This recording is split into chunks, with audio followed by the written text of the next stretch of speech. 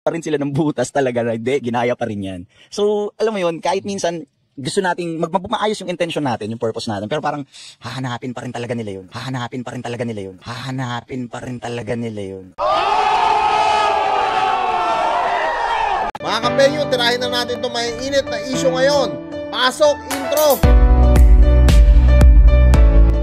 Okay mga kapenyo, muli po tayo nagbabalik at pag-usapan naman natin itong ang issue dito kay Pio Balbuena. Actually mga kapenyo, hanggang ngayon hindi pa rin talaga natatapos ang issue dito kay Pio. Nagmula pa kay TPC, kay Makagago at kung kani-kanino pa mga influencer na nakapuna na nga nitong Tambay Cup ni Pio Balbuena, na kung saan pinagmamalaki naman ni Pio na talagang hindi nga raw sila ng gaya dito sa iba't ibang mga brand. At sa katunayan nga, binago na nga raw ni Pio ang style ng kanilang Tambay Cup at kumuha na sila kuno ng mga designer nila para dito. Pero nung nagmamassive na sa amin yung gano'n na parang copycat yung design mo, wala akong originality. So parang nagnilay-nilay ako, parang teka lang, baka parang malito ah. So gumawa kami ng mga original designs. Tulog po ako.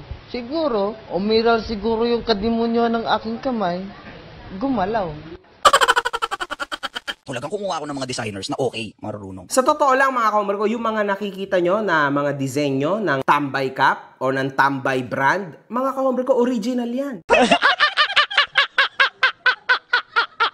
At sa pagkakataon na to mga kapenyo, hanggang sa ngayon, pinagtatawanan pa rin po no, ng ibang mga netizen etong salita ni Pio Balbuena dahil nga kitang-kita naman kasi talaga, sa totoo lang mga kapenyo, no, na talagang may pinaggayahan, may pattern. Iniba lang ng konti, pero halos the same pa rin talaga. Ito sa mga iba't ibang kilalang brand pagdating sa mga cup, gaya na lang ng mga New Era at kung ano-ano pang brand sa US na pinaggagayahan nga nito ni Pio. At sa pagkakataon na to mga kapenyo, muli pong nag-react no etong si Makagago dahil nga idinideny ni Pio Balbuena no na hindi na nga raw nila ngayon ginagaya ang iba-ibang mga nila nilabas nila na Tambay Cup. At tara mga kapenyo, wag na natin patagalin at sabay-sabay nga natin panoorin dito kay Makagago. Naglabas na ng panibagong version ang Tambay Cup, which is version number 23, mga kahumar ko. Version so, number sabihin, 23. 23 times na po siyang nai-inspired.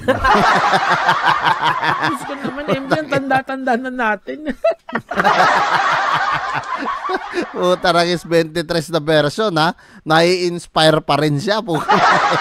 Ang lupit mo talaga, Pio. Ayan, mga kahombre ko, sa first glimpse, malupit, mga kahombre ko, no? Di ba? Para mga mala Mitchell Taylor ang labas nito. Ganda. Mitchell and Ness. Utang ina mo. Pero parang may katulad pa siya. to. Parang lang, tama. no? Parang sa back of my mind, may nakikita ko na parang ito yung mga Mitchell and Ness, alam nyo, na yung malulupit na baseball mga hat, caps, no? Baseball cap, actually. Anyway. Yung mga tulad mong mga mapanghusgang tao, dapat sa inyo, putang ina nyo, mawala na kayo rito. Please lang.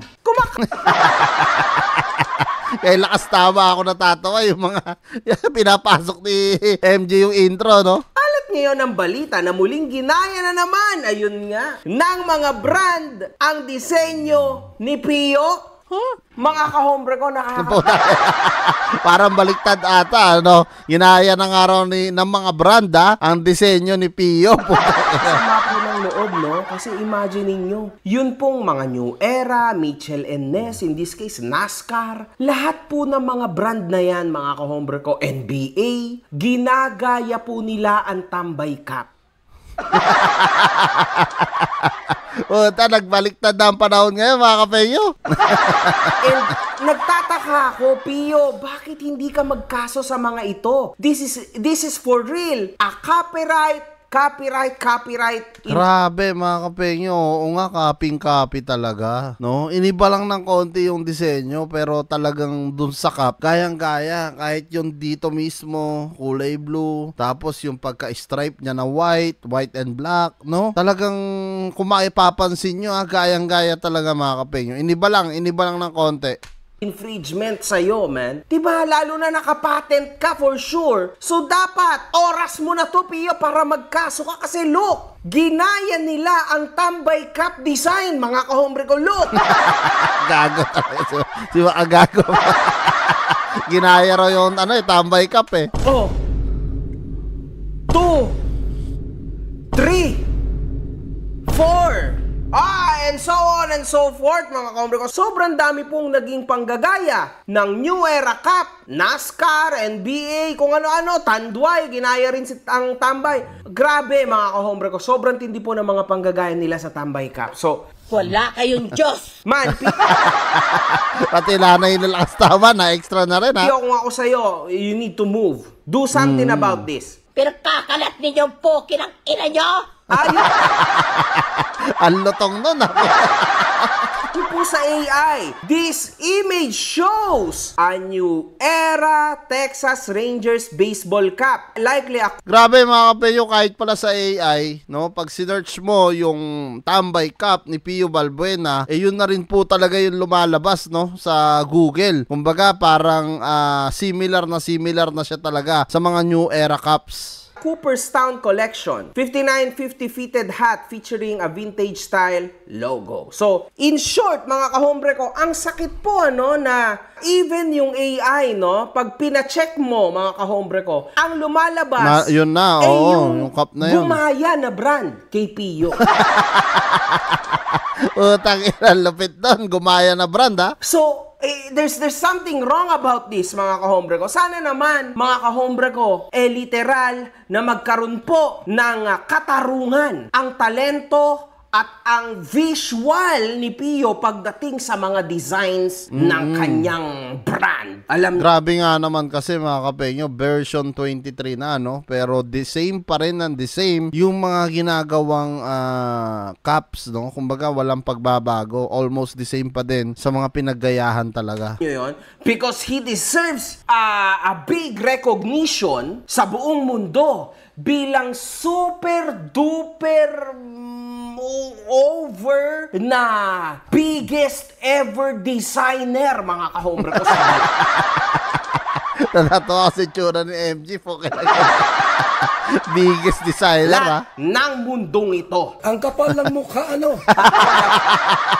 Pati yung nakaaway niyang si Bal, no? Kasi extra na rin ha. First time ever, ito pong tambay na to ni Pio dahil sobra niyang original, makakapantay na po yan sa mga LV, Gucci. Abangan po natin yan, mga kahombre ko. Kumbaga, kung tawagin sa amin sa Italia, alle passerelle di moda. Ewan. Totoo naman mga kapenyo, sa totoo lang, lalo na inaanunsyo ni Pio, no, na nabibili nga raw ng 100 plus thousand, 200 plus thousand, alam mo yun, yung mga collectibles na mga cups talaga. Kasi ako sa totoo lang, bukod sa sapatos, nangongolekta rin po ako ng mga cup, no. Bukod dyan, mahilig talaga ako sa mga branded, no, kahit mga damit ko, halos mga jacket ko, lahat ng mga sinusuot ko, talagang gusto ko may brand. Sa pagkakataon na ito, no, ang nakakahiya lang kasi tayo sa ibang bansa, na kung saan may pinaggagayahan kasi, no? Okay naman na sana sikat na yung Tambay Cup. Okay yan kung bibili ng mahal, wala naman tayong pakialam diyan, no? Pero ang punto lang kasi dito, yung paggaya, no? Yun po yung kumbaga paano natin ipagmamalaki yung sariling atin kung ginagaya naman natin yung mga cup sa ibang bansa. Paano rin bibili ng mga taga ibang bansa yung cup mo kung may pinaggayahan din. Syempre pag nakita nila, bibiling ko ba ng 100,000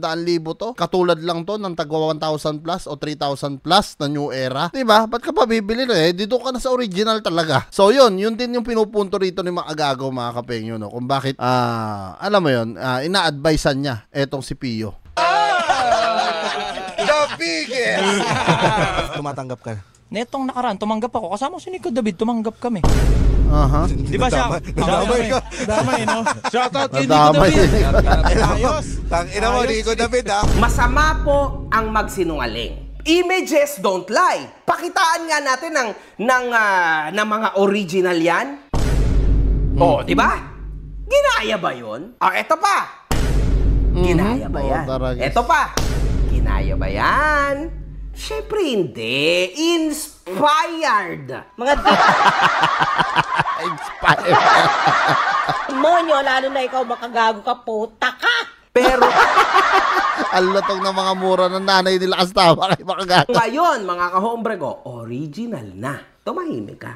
Huwag kang unggoy. Guys, no. Tigilan nyo si Pio. Anong nangyari? Naganap pa rin sila ng butas talaga. Hindi, ginaya pa rin yan. So, alam mo yun, kahit minsan gusto nating maayos yung intention natin, yung purpose natin, pero parang hahanapin pa rin talaga nila yun. Noong Grabe, no? So, pinagmamalaki pa ni Pio ito, mga kapenyo, na talagang, alam mo yun, hindi raw talaga ginagaya. Ewan ko, ha? Kayo na ang bahala magsalita, mga kapenyo, ha? Yung mga kapenyo ko dyan, mga netizen, no? Kayo na yung bahala magsalita. Kasi, alam mo yun, sa nilalabas lang ni Makagago na talagang kita nyo naman, kinukumpara, no? Pero talagang makikita nyo, gayang-gaya talaga, eh. No? Ako, sarili ko po opinion to, ha? Brad ko si Pio, pero ang akin lang, mga kapenyo, no? Doon sana tayo sa original talaga sana, yung pang-atin talaga, para ipagmalaki talaga natin na ito talaga, amin na cup talaga to, pang-Pilipinong cup to, no? Talagang pwedeng ibidding to kahit mahal pa. Diba? August 12 lang din ay naglabas ng isang bidding ang Tambay brand sa isang cup nila na ilalaan naman nila bilang isang kawang gawa sa isang paaralan. Napanood ko to, napanood ko to. Pilipinas Tambay Cup. Simula na ang bidding at magtatapos sa Agosto 31 at ang kikitain ay mapupunta sa mapipiling charity para sa mga paaralan. Putang ina tol, bibigyan kitang 10K. The action, the movement is nice. Kasi may maganda siyang gagawin or ginagawa after ng result. So this is a good thing, mga kahombre ko. Totoo naman yun. Maganda yan kasi sa charity, eh. Okay yan, no? Pagka mga ganyan. A charitable cause. Sa isang post ni Pio, Ayan, napanood ko to. Tapos na ang bidding at umabot ito sa 155,000 pesos, mga kahombre ko. So that's nice. So yan video na yan, mga kapenyo, yung nilabas nga ni MJ rito kay Pio Balbuena. Hindi na natin tatapusin na, mga kapenyo. Kung gusto nyo mapanood yung full video nito, puntahan nyo na lang kay Makagago. Pero itong video na to na nilalabas ni MJ, napanood ko na po to at dito po kay Pio Balbuena. At ito po sa charity, no? At nagbigay nga sila ng, kung hindi ako nagkakamali, 20 laptops para sa mga student, which is napakaganda naman. Okay naman yung ganong ginagawa nila, no? Pinapabidding nila yung cup at kung may magbibidding ba, talagang why not, di ba? At sabay itutulong nila sa charity. Mas okay yun. Pero yung sinasabi nga at pinupunto nga dito ng ibang mga tao, eto nga, no? Yung magkaroon sana tayo ng sariling atin, yung sarili nating estilo, sarili nating style na walang pinagayahan, para naman sa totoo lang, maipagmalaki rin natin yung sariling atin. Hindi yung makikita ng mga taga-ibang bansa na, ay, hindi, ginaya nyo lang naman sa amin yan, Ba't kayo magmamalaki? Ba't mataas pa yung tinda nyo kaysa sa original? Diba? Kahit sino yan, mga kapenyo. Ewan ko na lang, kanya-kanya naman tayo opinion. Yung po ay sarili ko pong opinion. At kung kayo tatanungin ko, mga kapenyo, ano nga rin yung opinion nyo? Dito nga sa nilalabas ni Pio Balbuena at patuloy niyang pinagmamalaki na wala nga raw siyang pinaggayahan nito. Version 23 na nga, pero nakikita pa rin natin sa Mitchell and Ness, New Era, ang mga itsura at paggaya neto ni Pio Balbuena. Comment nyo na lang down below lahat ng opinion nyo. Lahat-lahat yan, mababasa ko.